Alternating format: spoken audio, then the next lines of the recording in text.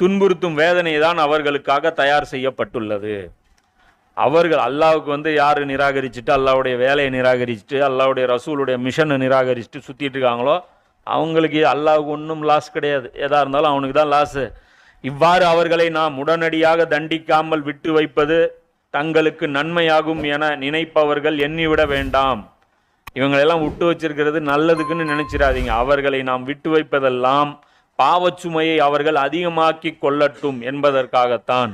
பின்னர் அவர்களுக்கு இழிவு மிக்க வேதனை இருக்கிறது.